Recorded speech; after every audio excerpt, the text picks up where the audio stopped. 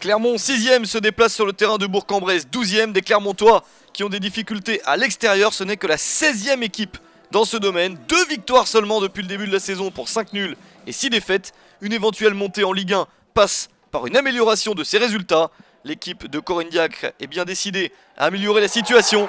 Mais l'ouverture du score est pour Bourg-en-Bresse à la 38e minute. Julien Bègue inscrit son 2e but de la saison. Voilà qui va rassurer un promu en difficulté ces derniers temps. Bourg-en-Bresse n'a plus gagné depuis 7 matchs et reste sur 2 matchs nuls. Cette ouverture du score fait beaucoup de bien aux joueurs d'Hervé Della Maggiore. La réaction de Clermont intervient juste avant la pause avec ce centre. La reprise à bout portant et le but contre son camp de Jimmy Nirlo. 45e minute, égalisation très chanceuse du Clermont Foot. Mais un but qui est le bienvenu juste avant la mi-temps.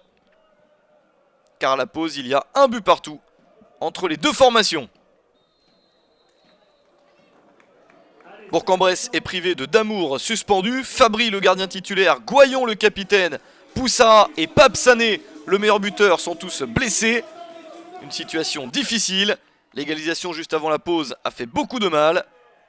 Clermont de son côté espère bien marquer un 2e but. Il n'y a eu qu'une victoire sur les 5 derniers matchs pour Clermont lors de la dernière rencontre de Buzyn contre Niort. Attention à ce centre de Dugimon, la reprise de la tête de Famara Diédiou, le meilleur buteur du championnat, qui enchaîne un petit peu moins qu'en début de saison et qui aurait pu permettre à son équipe de mener. Attention à cette intervention et le carton rouge pour Julien Bègue. Il avait pris un premier carton jaune à la 66e minute, voici le deuxième à la 74e, un coup dur pour Bourg-en-Bresse. On s'approche de la fin du match, toujours un but partout. Et les 10 joueurs de Bourg-en-Bresse qui tiennent le point du nul, mais Clermont insiste. Avec ce centre, le ballon qui revient sur Gaëtan Laborde, la frappe croisée et le but de la victoire à la 92e minute. La supériorité numérique a fini par payer. 3e but de la saison pour Laborde. Et Clermont qui mène 2-1 au bout des arrêts de jeu.